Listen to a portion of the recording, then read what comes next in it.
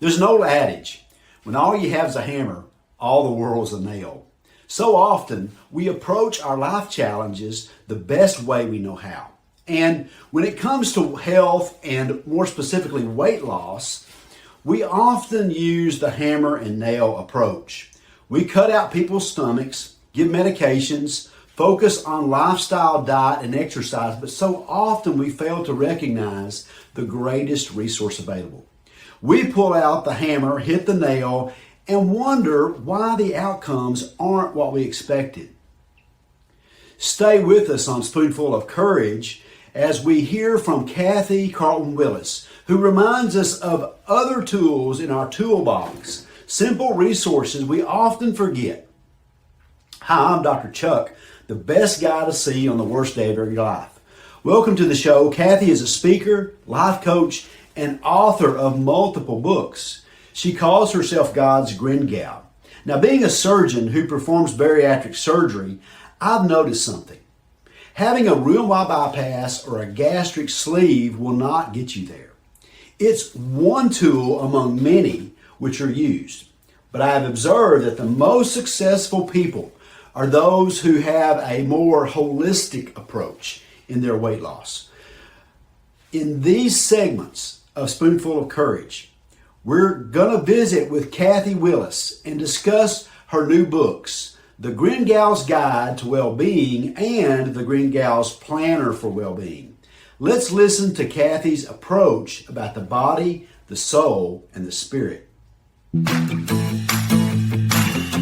Kathy, in your new book, The Grin Gal's Guide for Wellbeing, you talk about soul talk and self-talk. Can you distinguish between the two and give us some real practical examples that will help us, and maybe some steps that we can begin to begin this process of soul talk? Sure.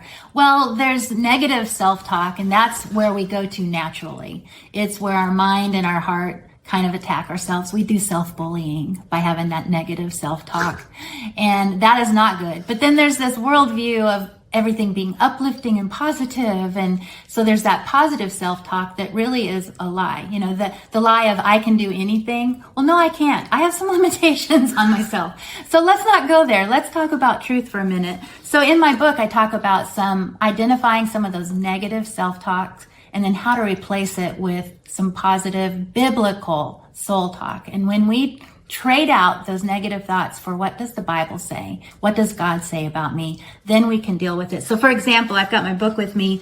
One of them is, I'll never change. How many times have you heard that? I'll never change. You know, Right. that defeated thing. Instead, say, God is changing me, transformed to fulfill His purpose. If we get on track with what God can do in our lives, then we have the right focus and we are able to follow in obedience with Him, follow His will, and get to where we need to go. But if we think, I can never do it, I'll never change, nothing will get better, then that just defeats us before we ever get started. So soul talk is vital for this lifestyle of well-being that you're talking about in your new book. It is, and I explored a passage in the Psalms where it says, "Oh my soul," and it repeats that, "Oh my soul," several times. That's actually a form of soul talk. That was that psalmist talking to himself and reminding him who God said he was. And we need to do that if we're going to have true well-being of body, soul, and spirit. And so would you say a good example of soul talk is the Psalms? You know, so often the psalmists, when they write, their emotions are very raw. They're expressing the pain of their experiences in the moment. And is that a good example for us, maybe to model ourselves by? I love going through the Psalms.